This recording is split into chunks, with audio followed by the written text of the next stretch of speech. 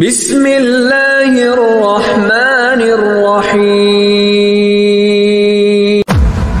حضور اکرم صلی اللہ علیہ وآلہ وسلم کی ذات اللہ تعالیٰ کے بادشاہ سے مقدس اور پاکیزہ ہستی ہیں، اور اگر اللہ تبارک و تعالیٰ اپنے محبوب کی ذات نہ بناتا تو یہ کائنات وجود میں نہ آتی۔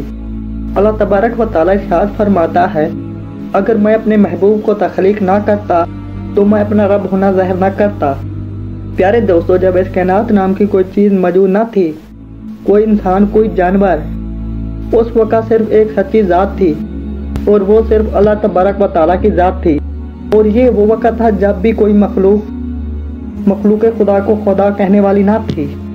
اس وقت اللہ تبارک و تعالیٰ نے اپنے نور سے اس پاک نور کو پیدا فرمایا جن کو دنیا حضرت محمد صلی اللہ علیہ وآلہ وسلم کے نام سے جانتی ہے، اور اسی نور محمد نے سب سے پہلے اللہ تبارک و تعالیٰ کی وحدانیت کا اقرار کیا اور اپنے پیارے رب کی وحدانیت بیان کی۔ اسی نور محمد سے اللہ تبارک و تعالیٰ نے یہ پوری کائنات بنائی۔ پھر یہ نور محمدی آدم علیہ السلام سے ہوتا ہوا تمام انبیاء کرام تک پہنچا، اور آخر 12 ربیع الاول کو یہ نور وضحا کی صورت میں حضرت محمد صلی اللہ علیہ وآلہ وسلم کی شکل میں وقوع پذیر ہوا۔ پیارے دوستو، آج کے اس ویڈیو میں ہم آپ کو بتائیں گے جب اللہ تبارک و تعالیٰ کا محبوب اس دنیا میں جلوہ گر ہوا، اللہ تبارک و تعالیٰ اپنے اس محبوب سے کس طرح کلام کرتا تھا، اور حضور اکرم صلی اللہ علیہ وآلہ وسلم پر پہلی وحی کس طرح نازل ہوئی، اور وحی کے وقت حضور اکرم صلی اللہ علیہ وآلہ وسلم کی کیفیت کس طرح ہوا کرتی تھی، اور اللہ تبارک و تعالیٰ نے قرآن کو تھوڑا تھوڑا کر کے نازل کیوں فرمایا، ایک ہی بار پورا قرآن نازل کیوں نہیں فرمایا، حضور اکرم صلی اللہ علیہ وآلہ وسلم پر پہلی وحی کس طرح و کب نازل ہوئی۔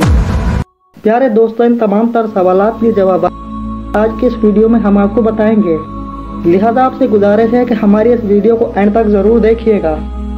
پیارے دوستو، وہی وہ خاص کلام ہوتا ہے جو اللہ تبارک و تعالیٰ اپنے خاص پیغمبروں کو عطا فرماتا ہے۔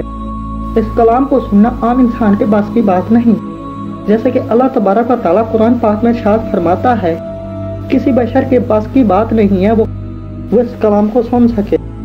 پیارے دوستو، جب آخری نبی حضرت محمد صلی اللہ علیہ وآلہ وسلم کی عمر 40 برس کی ہوئی تو آپ صلی اللہ علیہ وآلہ وسلم کا دل دنیا سے اکتانے لگا اور آپ تنہائی میں رہنے لگے۔ حضور اکرم صلی اللہ علیہ وآلہ وسلم دنیا کے کام چھوڑ کر کئی دن غار حرا میں گزارتے اور اللہ تبارک و تعالیٰ کی عبادت میں مشغول رہتے۔ حضور اکرم صلی اللہ علیہ وآلہ وسلم پر وحی کی ابتدا خوابوں کے ذریعے ہوئی۔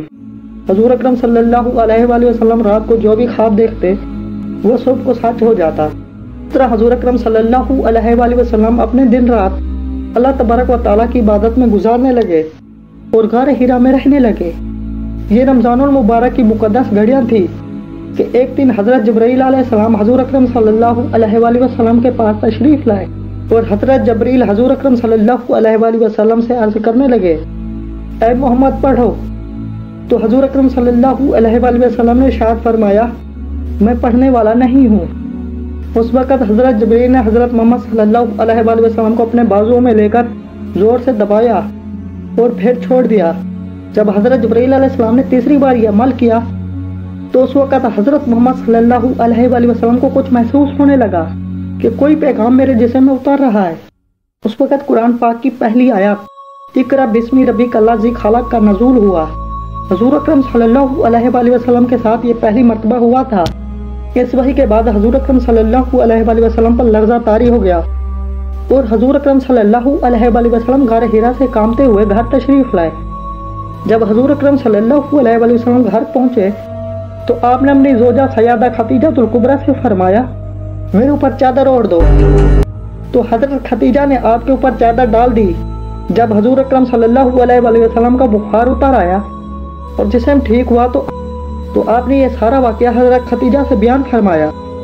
پیارے دوستو، پہلے جتنے بھی انبیاء کرام گزرے ہیں ان پر مختلف طریقوں سے وحی نازل ہوتی تھی، لیکن حضور اکرم صلی اللہ علیہ وآلہ وسلم پر نازل ہونے والی وحی 6 طریقوں سے نازل ہوتی تھی۔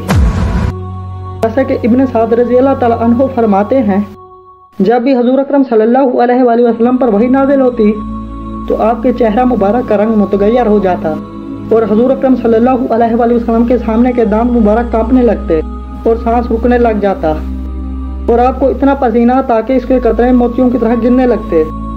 कभी कभार ऐसा होता कि वही की कैफियत इससे भी शदीद होती। अगर आप ऊँटनी पर सवार होते तो ऊँटनी वही इलाही के बोझ से ज़मीन पर बैठ जाती। रवायात में आता है कि एक मरतबा हजूर अकरम सल्लल्लाहु अलैहि वसल्लम पर वही नाजिल हुई और आपकी रान हजरत ज़ैद बिन साबित रज़ी अल्लाह तआला अन्हु की रान पर थी। तो हजरत ज़ैद फरमाते हैं, मुझ पर ऐसा वजन लगा कि मुझे जल्द ही महसूस हुआ कि जल्द ही जल्द मेरी रान कुचल दी जाएगी। सहाबा कराम फरमाते हैं, कभी कभार ऐसा भी होता था जब हजूर अकरम सल्लल्लाहु अलैहि वसल्लम पर वही नाजिल होती तो दूसरों को भी हल्की हल्की आवाज़ें महसूस होती। और कभी कभार ऐसा भी होता जब कभी आप सल्लल्लाहु अलैहि वसल्लम पर वही नाजिल होती तो आपके चेहरे के गिर्द शहद की मक्खियों की तरह भिन भिनाने की आवाज़ सुनाई देती। प्यारे दोस्तों, बात करते हैं उन 6 तरीकों की जिसके जरिए हजूर अकरम सल्लल्लाहु अलैहि वसल्लम पर वही नाजिल होती। हजरत इमाम बुखारी रज़ी अल्लाह तआला अन्हु फरमाते हैं, एक मरतबा हजूर अकरम सल्लल्लाहु अलैहि वसल्लम से हजरत हशाम ने पूछा, या रसूलुल्लाह, तो आप पर वही कैसे नाजिल होती है? तो हजूर अकरम सल्लल्लाहु अलैहि वसल्लम ने फरमाया, वही की कैफियत बहुत सख्त होती है। मुझको घंटी की आवाज़ सुनाई देती है और फिर ये आवाज़ ख़त्म हो जाती है और जो कुछ उसने कहा होता है वो मुझे सब कुछ याद हो जाता है। और कभी फरिश्ता मेरे सामने मर्द की शक्ल में आता है और जो कुछ वो सुनाता है मुझे याद हो जाता है। जैसा कि हदीस में इरशाद है, हज़रत जिब्रील अलैहिस्सलाम हजूर अकरम सल्लल्लाहु अलैहि वसल्लम के पास आपके सहाबी हज़रत दाहिया कल्बी रज़ी अल्लाह तआला अन्हा की शक्ल में तशरीफ़ लाते। वही की तीसरी सूरत यह है कि हज़रत जिब्रील अलैहिस्सलाम अपनी असल शक्ल में तशरीफ़ लाते और अल्लाह तबारक व तआला का पैगाम सुनाते। जब भी हज़रत जिब्रील अलैहिस्सलाम हजूर अकरम सल्लल्लाहु अलैहि वसल्लम के पास अपनी असल शक्ल में तशरीफ़ लाते, अल्लाह ताला का कोई ख़ास पैगाम लाते।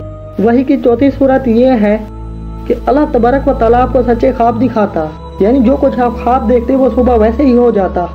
और वही की पांचवी सूरत ये थी कि हज़रत जिब्रील अलैहिस्सलाम हजूर अकरम सल्लल्लाहु अलैहि वसल्लम के करीब आए बगैर कोई भी बात हजूर अकरम सल्लल्लाहु अलैहि वसल्लम के दिल में डाल देते, जिसको हजूर अकरम सल्लल्लाहु अलैहि वसल्लम याद कर लेते। और वही की छठी सूरत यह है कि अल्लाह तबारक व तआला डायरेक्ट हजूर अकरम सल्लल्लाहु अलैहि वसल्लम से बगैर किसी फरिश्ते के कलाम फरमाता। जैसे कि मिराज की रात अल्लाह ताला ने अपने महबूब हजरत मोहम्मद सल्लल्लाहु अलैहि वसल्लम से बात की और आपको 50 नमाजों का तोहफा दिया जो बाद में कम होकर 5 रह गई। प्यारे दोस्तों, अब बात करते हैं कि अल्लाह तबारक व तआला ने कुरान पाक को थोड़ा थोड़ा करके नाज़िल क्यों किया। याद रहे यही सवाल मुशरिकीन मक्का ने हजूर अकरम सल्लल्लाहु अलैहि वसल्लम से किया था, जिसके जवाब में अल्लाह तबारक व तआला ने कुरान पाक में आयत मुबारक नाज़िल फरमाई। जैसे कि अल्लाह ताला कुरान पाक की सूरत फुरकान की आयत 32-33 में इरशाद फरमाता है, और ये काफिर लोग कहते हैं कि उन पर सारा कुरान एक ही बार नाजिल क्यों नहीं कर दिया गया।